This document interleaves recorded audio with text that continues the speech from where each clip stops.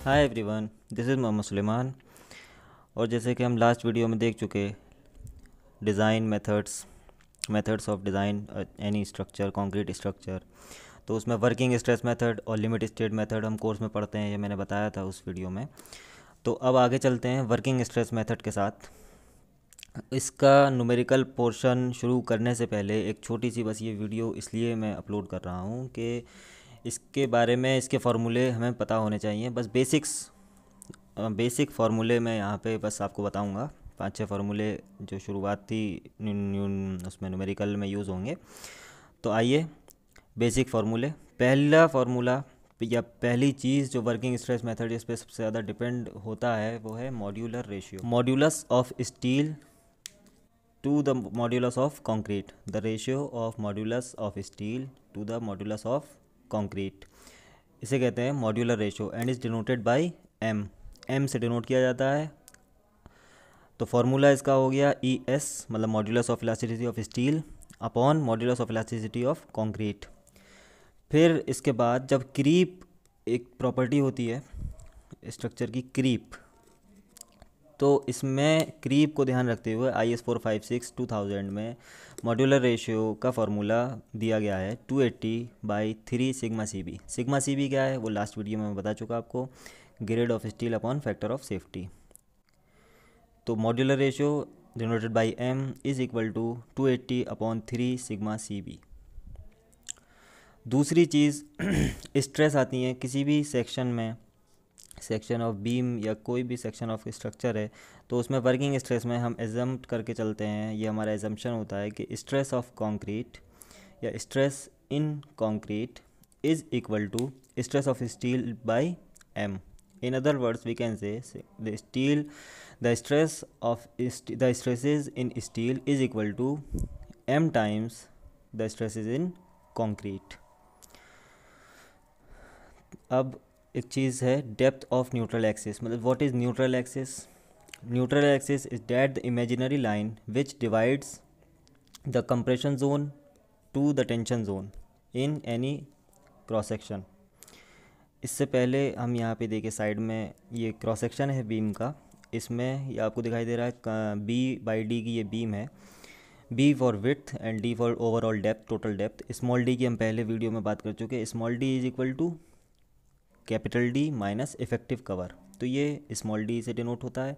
अब इसमें नीचे यहाँ पे स्टील बार्स हैं, 4 नंबर स्टील बार हैं। यहाँ पे देखिए बीच में ये डॉटेड लाइन जो है ये शो कर रही है न्यूट्रल एक्सिस। क्या मतलब, ऊपर जो है कंप्रेसिव जोन है और नीचे टेंशन जोन।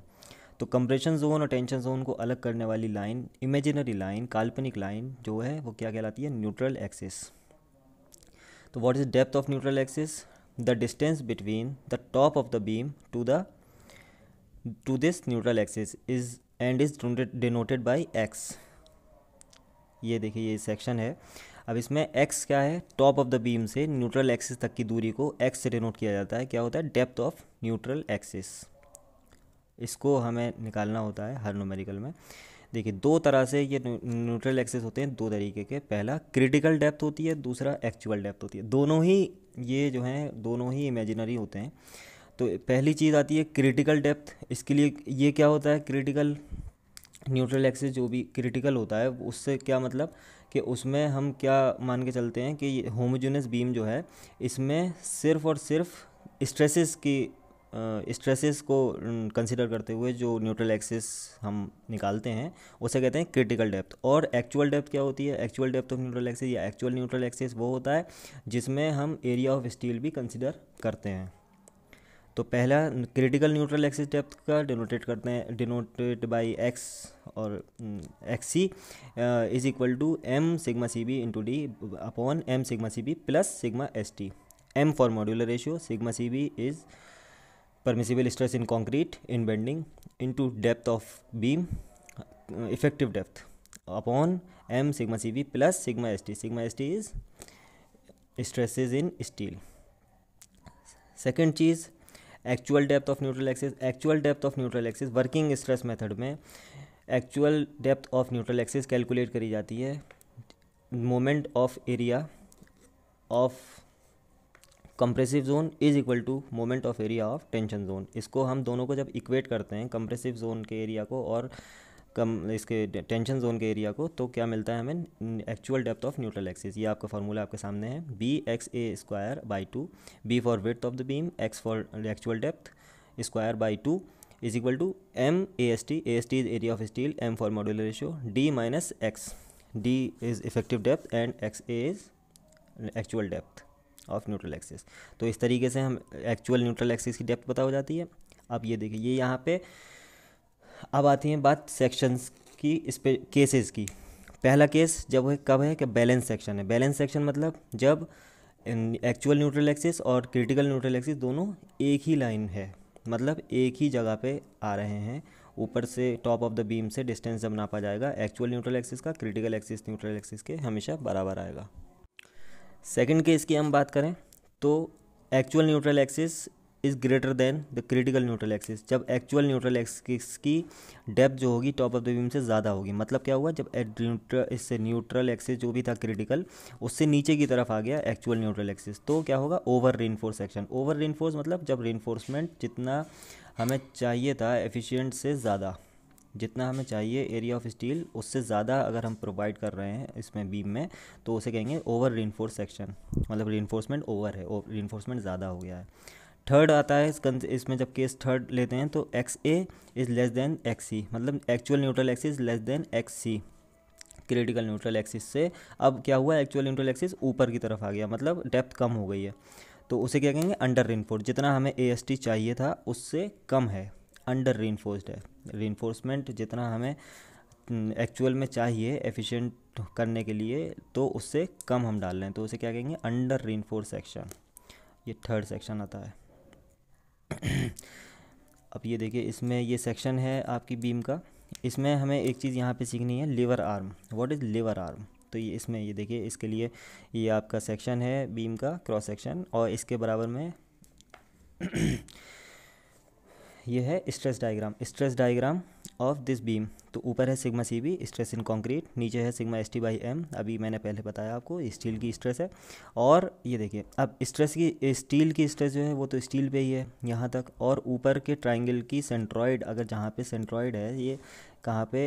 ये इस ट्राइंगल का सेंट्रॉइड जो है सी की यहाँ पे डिनोट हुआ है, देखिए सी से रिप्रेजेंट है। ये सी से लेके नीचे तक स्टील तक का डिस्टेंस को क्या कहते हैं? Lever arm, and is denoted by z. तो हम क्या कह सकते हैं? Lever arm is equal to ये effective depth d minus x by three. X by three is the distance of stress diagram is in the top of the beam to this centroid c ji.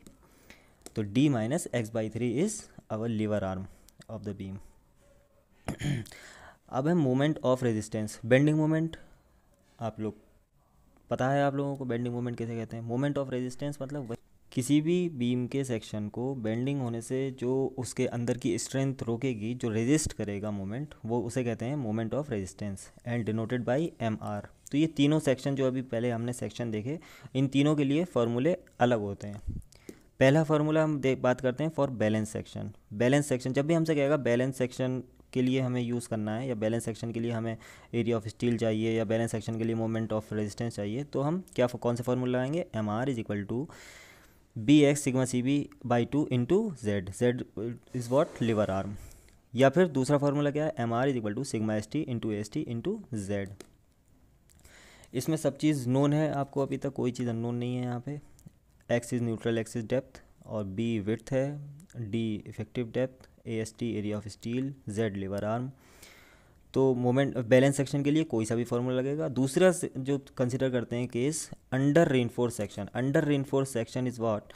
The moment, ये under reinforce section में moment of resistance का formula मैंने यहाँ लिख रखा है, देखिए sigma S T into Z.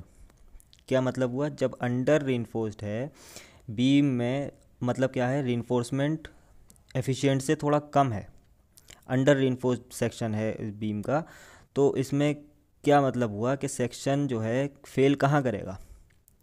जब अंडर रीइंफोर्स्ड है, रीइंफोर्समेंट कम है, तो फेल इसका मतलब कंक्रीट में तो करेगा नहीं, फेल हमेशा करेगा स्टील में। तो हम कौन सा फार्मूला लगाएंगे मोमेंट ऑफ रेजिस्टेंस का? स्टील वाला। हमेशा क्रिटिकल पे ही हम बात करेंगे डिज़ाइन में, जो चीज़ कम होगी वहीं पे डिज़ाइन उसी हिसाब से उसी फैक्टर पर डिज़ाइन किया जाएगा। M R is equal to sigma S T into A S T into Z. ये ए एस टी वाला फॉर्मूला है, तो क्या मतलब होगा, टेंशन जोन वाला। मतलब क्या होगा, बीम जो होगी टेंशन में फेल होगी अंडर रिइंफोर्स सेक्शन में।